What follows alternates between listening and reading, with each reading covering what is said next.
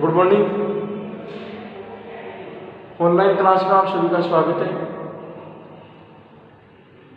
कक्षा 8 में अपनी लाभानी के बारे में चर्चा कर रहे थे कि लाभानी को अपने को करने के लिए क्या करना पड़ेगा। सबसे पहले आपको क्रय मूल्य और विक्रय मूल्य के बारे में जानकारी हासिल करनी पड़ेगी कि क्रय मूल्य क्या है, विक्रय मूल्य क्या है, कैसे लाभ हो रहा है, कैसे हानि हो रही है। अब वो तो क्रय मूल्य और विक्रय मूल्य का जो अंतर आएगा, उस अंतर से लाभ अथवा हानि आपको तय करनी है। तो लाभ हानि का सवाल देखा था आपने। आज अपन बात करेंगे बहुत बड़े टॉपिक के बारे में, बहुत ही शानदार टॉपिक पढ़ने वाले हैं। शानदार बिक्री कर और मूल्य वृद्धि कर, मूल्य कर और बिक्री कर और मूल्य वृद्धि कर, और एक जीएसटी। आप देखते होंगे जीएसटी का मामला चलता है। किसी परिवार के सदस्य के पास में यदि खुद का अगर कोई बिजनेस है तो उससे पूछिए कि जीएसटी क्या है, वो बता देगा, आधा समझा देगा वहीं पर। तो आज जीएसटी के बारे में चर्चा करेंगे। तो देखेंगे, पहले बात करूंगा मैं बिक्री कर। बिक्री कर और बिक्री कर को कहा जाता है सेल्स टैक्स या सेल टैक्स, सेल टैक्स या सेल्स टैक्स, बिक्री कर। तो अब ये होता क्या है, कैसे लगता है और इसके बारे में क्या क्या धारणाएं हैं, क्या क्या नियम है, वो अपने को बताना है। तो ये बिक्री कर जैसा कि नाम से लग रहा है कि माल को बेचते समय लगने वाला कर। जब माल जब बेचा जाता है, अब माल बेचेगा कौन? दुकानदार या कोई व्यापारी, वो बेचेगा। तो माल को बेचते समय एक प्रकार से लगने वाला कर बिक्री कर कहलाता है। क्या कहलाता है? बिक्री कर कहलाता है। तो उसी बिक्री कर की आपको सूचना देनी है कि कितना बिक्री कर लगा और कितना बिक्री कर जोड़ा गया। अब देखिए बिक्री कर बढ़ेंगे आप। बिक्री कर कहते किसको है? तो विक्रय कर होता क्या है ये देखिए आप। ये पहले के टाइम में आपको जीएसटी से पहले एक प्रकार का कर लगता था विक्रय राशि का, कि व्यापारी जितने राशि का माल बेचता था उसके विक्रय मूल्य पर उस पर सेल टैक्स लगता था। उस विक्रय मूल्य पर विक्रय कर लगता था। उस विक्रय कर की राशि पर निर्धारित परसेंट की दर से बिक्री कर लगता था और बिक्री कर के बाद एमआरपी तय करता था और जितनी एमआरपी आती थी उसमें अगला कुछ भी लिखता था सभी करो सही, सभी करो सही। उसका आपको अधिकतम खुदरा मूल्य दिया जाता था और आज भी दिया जाता है, ऐसी कोई बात नहीं। तो अब ये विक्रय मूल्य पर जितना प्रतिशत की दर से विक्रय की राशि ली जाती थी, ये विक्रय की राशि ली जाती थी किससे? खरीदने वाले पक्षकारों से यानी क्रेता से या ग्राहकों से। अब ग्राहकों से व्यापारी वसूल लेता था और वसूल करके उसके विक्रय मूल्य में शामिल होता था। वो ग्राहक को पता ही नहीं है कि हम सेल टैक्स भी दे रहे हैं, ग्राहक को पता नहीं होता है। ग्राहक को तो ये पता है बोले पार्ले जी का बिस्किट कितने को आओगे? बोले 5 को, 5 रुपये दे दी, 5 रुपये दे जाएगा। खा लिया, उसको पता नहीं है सेल टैक्स भी दे दिया क्या, उसको पता नहीं है। वो तो खाने के लिए लिया, खा लिया, पता नहीं सेल टैक्स लिया है, बिक्री कर लिया है, कौन सा कर लिया है, जाने भगवान। अब वो जो विक्रय कर की जो राशि उस ग्राहक के पास, दुकानदार के पास में आई, उस विक्रय कर की राशि को वो स्वयं नहीं रख सकता, उसको सरकार के खजाने में जमा कराना होता है। भाई जितने दिन उसके पास में निर्धारित तिथि से पहले पहले तो वो खुद के खजाने में पड़ा रहेगा वो सेल टैक्स का पैसा, और निर्धारित तिथि के बाद में सरकार के खजाने में जमा कराना पड़ेगा। अब वो सरकारी खजाने के अंदर आपको सरकार को या सरकारी दफ्तर के अंदर सरकार को जमा कराना होगा उस विक्रय कर की राशि को, उस विक्रय कर की राशि को तो सरकार को निर्धारित तिथि को वो जमा कराना होगा। अब जमा कब कराते हैं ये तो आपके सिलेबस में नहीं है, लेकिन मेरी विषय तो कॉमर्स है, वाणिज्य में हमारा यही चलता है, बिक्री कर, सेल टैक्स, जीएसटी ये सारे चलते हैं। अब साहब ये सरकार जिस महीने का आपने सेल टैक्स काटा है, जिस महीने का आपने सेल टैक्स काटा है उस महीने के अगले महीने की 7 तारीख तक, ये फिक्स है, 7 तारीख तक आपको वो बिक्री कर की राशि जितनी ग्राहकों से वसूली थी सारी की सारी सरकारी खजाने में जमा करानी पड़ेगी 7 तारीख तक।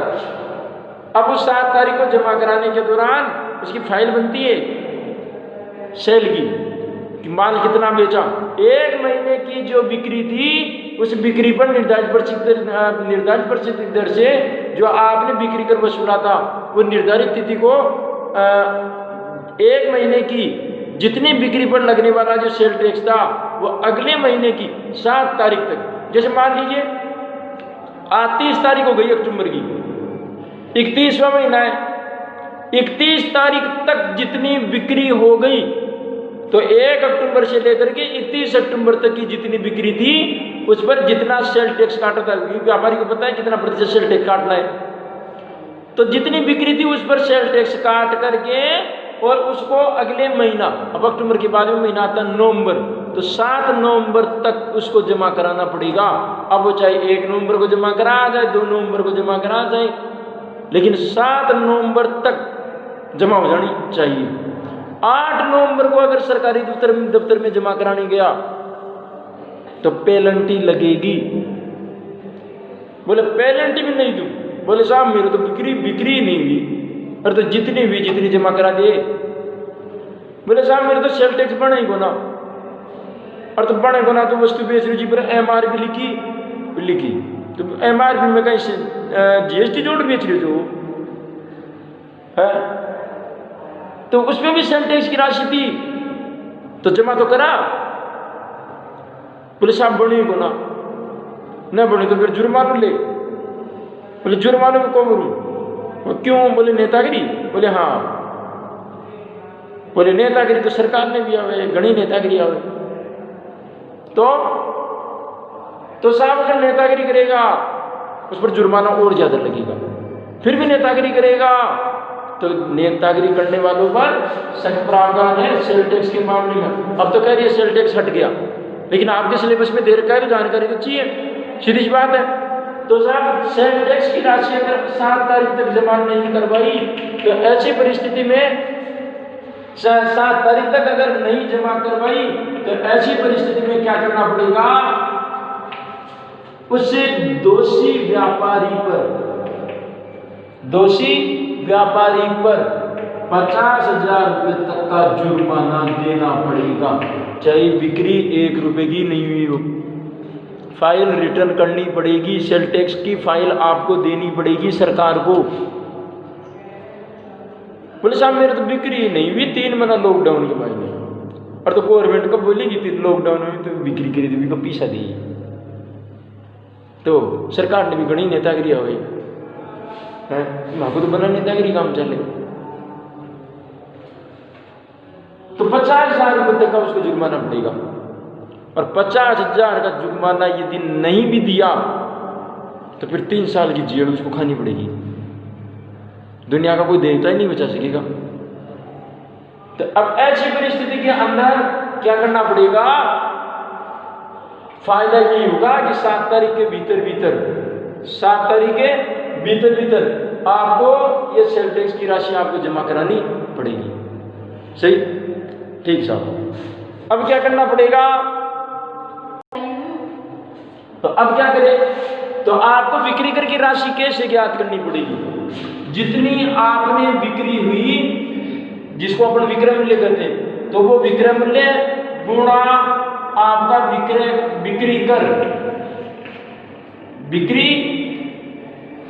कर बटा 100 आपकी बिक्री कर की राशि आ जाएगी। विक्रय में बिक्री कर की राशि को अगर जोड़ दिया जाए तो टोटल बिक्री कर सहित राशि आ जाएगी। सीधी सी बात है। अच्छा, अब बोले जीएसटी को कहा जाता है माल एवं सेवा कर। जी यानी गुड्स, एस यानी सर्विस गाड़ी वाली सर्विस नहीं, उस सर्विस से कोई लेना देना नहीं है। सर्विस, टी यानी टैक्स, गुड्स सर्विस टैक्स, माल एवं सेवा कर। अब इसकी डिटेल सुनो साहब। माननीय अभी प्रधानमंत्री जी नरेंद्र मोदी जी ने जब पहली बार जब प्रधानमंत्री बने थे उस टाइम उन्होंने 1 जुलाई 2017 को उन्होंने जीएसटी लागू किया और क्या कहा, बोले व्यापारी गणा टैक्स दिए, बिक्री कर भी दिए हुए, उत्पाद कर भी दिए हुए, कस्टम ड्यूटी भी देता, इंपोर्ट ड्यूटी देता, ऑक्ट्रोई देता, तमाम तरीके के कम से कम कोई 50 टैक्स भरता था। सारे करों को मिटा करके और एक ही टैक्स दे दिया। बोले ये सारे बिक्री कर, माल कर, वस्तु कर, उत्पाद कर, ये सारे कर बंद कर दिया और उसकी जगह एक ही कर लगाया। कितना? जीएसटी। सही। और जीएसटी की अधिकतम दर है 28%। 28% से ज़्यादा वो टैक्स नहीं ले सकता।